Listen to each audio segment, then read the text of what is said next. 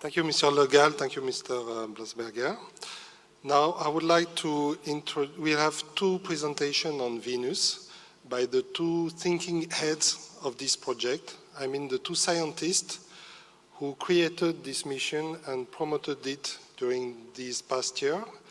The first one to intervene will be Gérard Dadieu from CNES. Gérard? Oh, you switch the order? Okay, sorry. So the first one to intervene will be Arnon Crniali, Dr. Arnon Crniali from Ben-Gurion University, then followed by Gérard Dadieu.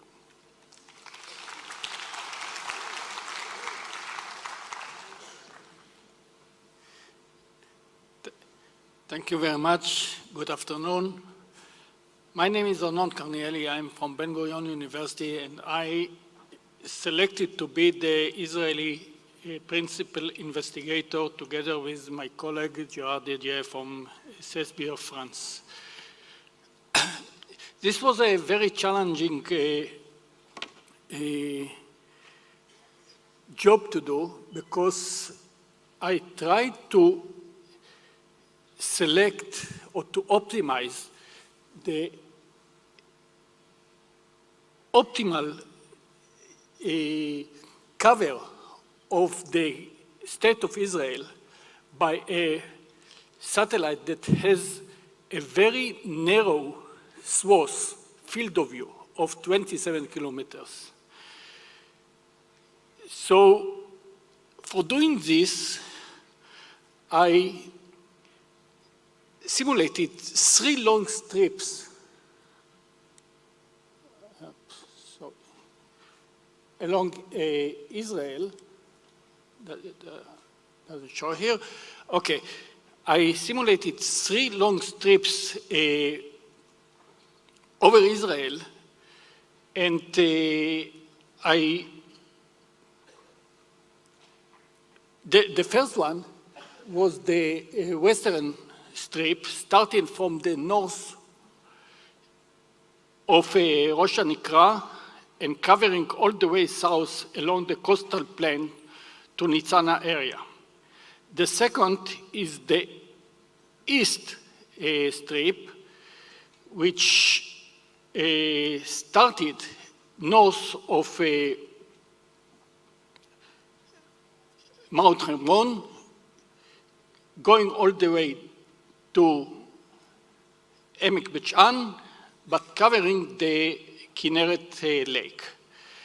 And the third one is the south strip from Prozor Yerushalayim all the way to Eilat. Why I did it? I did it for several reasons. First of all, I look at the vegetation cover of Israel. The Venus goal or scientific goal, the main goal, is to analyze vegetation and specifically precision farming. So if you see on this map, all these strips cover most of the agricultural fields of the country, including the water reservoirs. Second, these strips cover most of the national parks, natural reserves, and forests. And lastly, all the long-term ecological research sites of Israel. So the question that I'm asked very often, how we can cover these 3 strips by one overpass of the country. In order to cover by one overpass of the Venus, we took advantage of the navigating capabilities of the satellite. The satellite can tilt 30-degree cross track, that's mean west to east, and a long track, forward and backward. We start to take images very far in the north, actually in the border between Turkey and Syria, looking forward. Then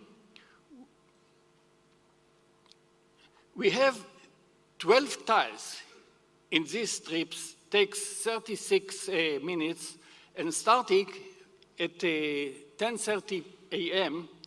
in a forward view. The camera enters then to a standby mode, stop imaging, and the satellite turns about 80 degrees to look into the north. That means forward. After 36 minutes, the camera starts reading the eastern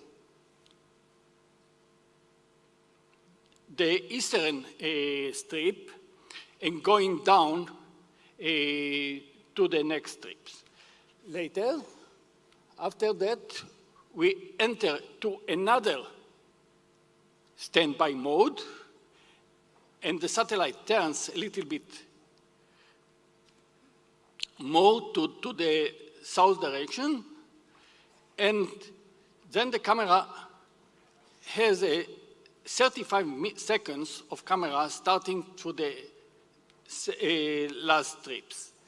Altogether, we have 27 tiles in 161 seconds. That means about 2.5 minutes.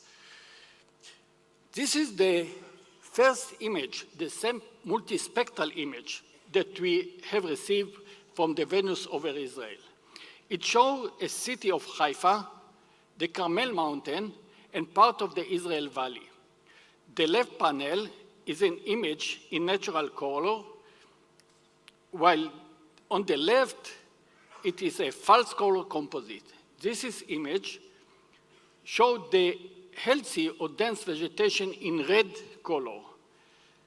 And in the middle of this image, we see the Carmel forest seen in red to enhance the physiological state of the vegetation. The main application of the Venus is precision farming. And this slide shows an array of agricultural fields of different crops, different practice, and even net houses and greenhouses. Vegetation monitoring is usually based on vegetation indices, such as the Normalized Different Vegetation Index, known as NDVI. NDVI is used to classify agricultural crops and to assess vegetation health. Reddish color represents bare soils, and the green to blue colors is the healthy and dense vegetation. Urban ecology research can be studied in the image of Haifa. The red area shows several ecological corridors in the vicinity of the city that help to preserve the biodiversity. In 2010, the Carmel forest was experienced a severe wide fire. In order to minimize the risk for such events in the future, a fuel-based fire risk model should be created and run on a daily basis. The figure on the bottom right is a fuel-based fire risk map retrieved from a trends in NDVI attributed to the woody cover.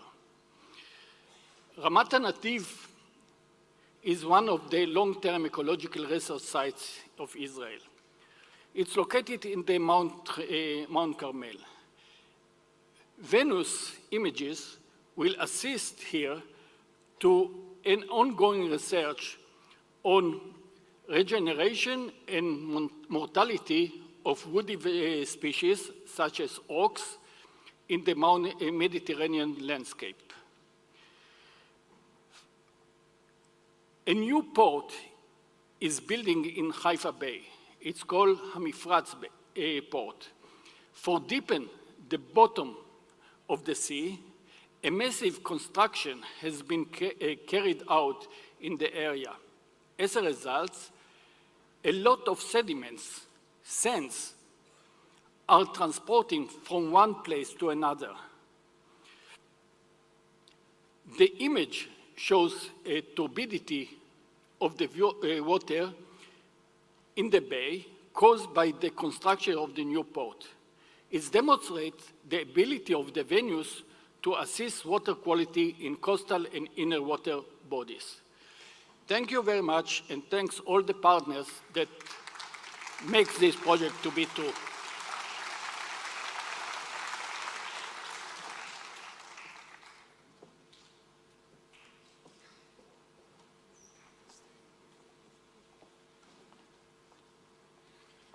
Good afternoon, everybody.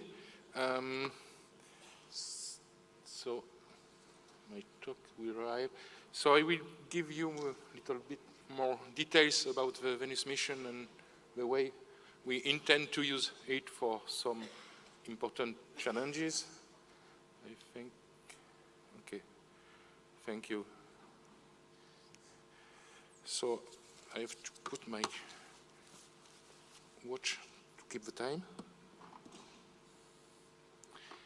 Okay, so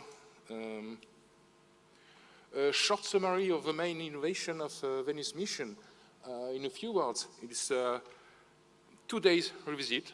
So every second day we will get images of sites distributed over the Earth.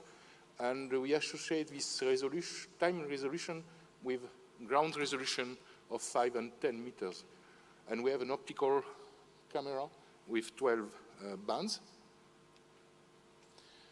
The orbits of Venus in 2 days. In this map, you can see in yellow the areas which can be observed, but of course it's a small satellite, so we cannot observe every place in these green, yellow areas. So the principle of the mission is that we have an orbit which allows us to observe the same areas every second days by moving the satellite in nearly all directions, as shown by Arnon. We have 12 spectral bands from blue to near infrared. So on the top of this figure, you have a Venus spectral bands, and below, as an example, we have a Sentinel-2 spectral bands. So you can see we have very similar bands. And it's the same for Landsat. So it means that we can use together Venus, Sentinel-2, Landsat, and Spot. One thing which is very important for vegetation monitoring is to get high quality data. And the first thing for getting this quality is to make absolute calibration, multi-temporal calibration, and cross-calibration of the various spectral bands. This is performed by CNES teams using various approaches. We use relay scattering. It means the atmospheric scattering for absolute calibration. We have also reference sites. We use stable deserts for monitoring the evolution of calibration with time. And we use also clouds for interband calibration. And we use also regular viewing of the moon for calibration of the instrument and monitoring of the evolution with time, of course, because the moon is very stable and there is no atmosphere, so we can calibrate even the absorption bands.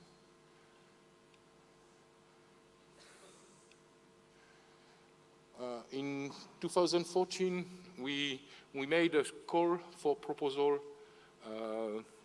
for the scientific community. We received a lot of proposals. You have a number here, involving more than 800 scientists.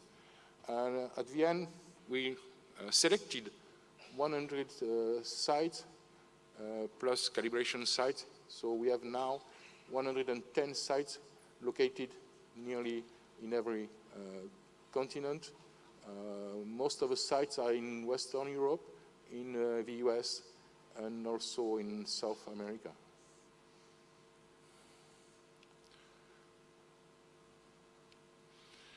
Just to show you the first images.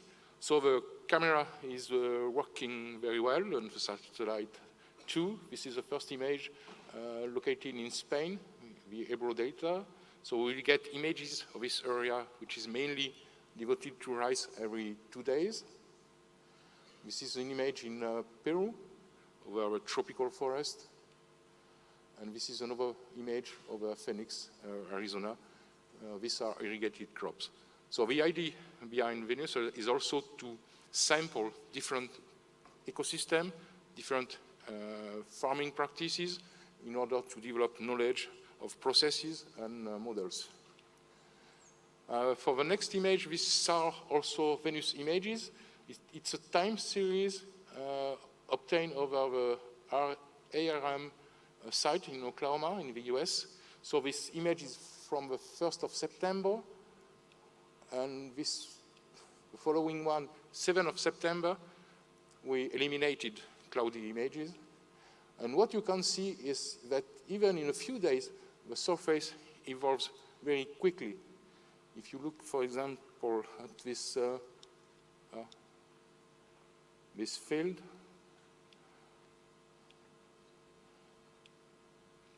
you can see that after probably some heavy rain, the river has a lot of sediments, and in the field, you can see the track of the water in the field, and also the evolution of vegetation.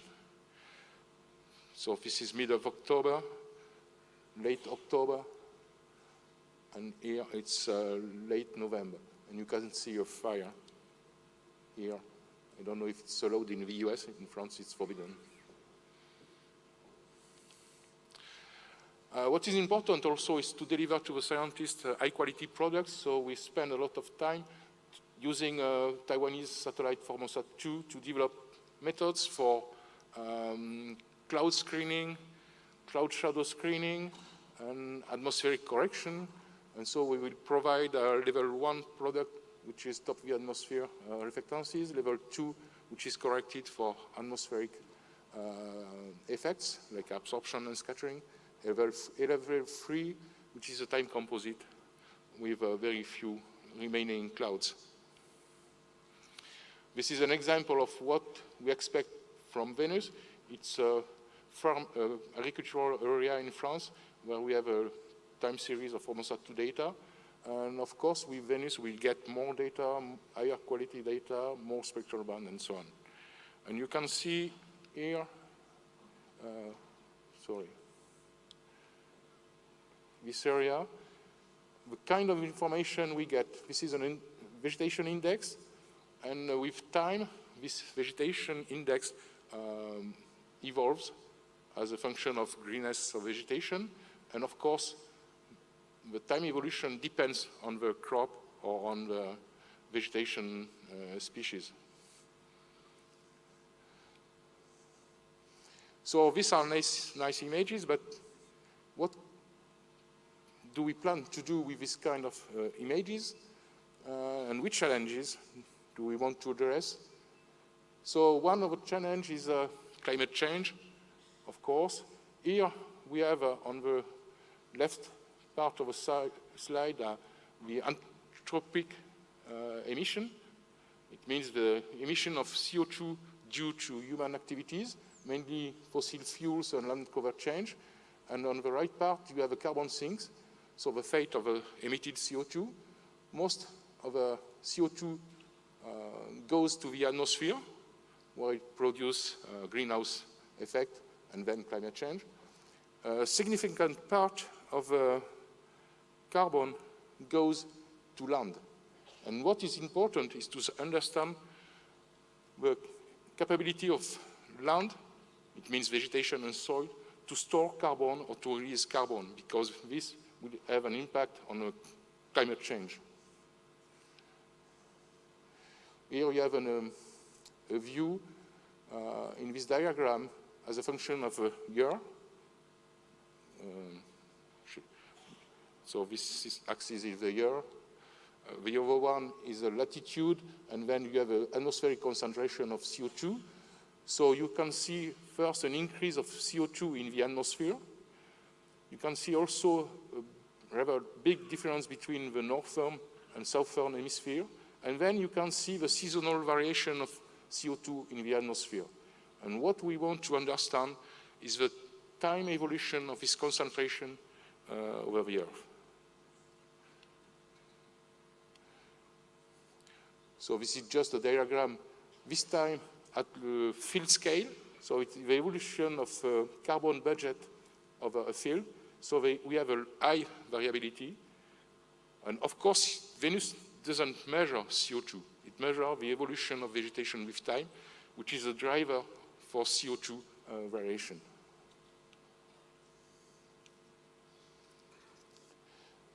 Of course, climate has a big impact on a number of processes.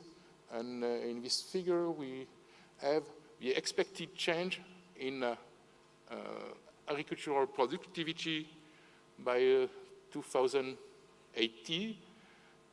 This, of course, is a result of models. In this case, we can see that most of the countries will cope with a decrease in agricultural productivity. But things are more complex. If we take into account that increased CO2 concentration in the atmosphere will increase productivity of the plants, we have different results where in the northern hemisphere we see an increase in agricultural productivity. In fact, we have a strong uncertainties on the future of crop productivity. So this is one of the reasons why we need satellites like Venus.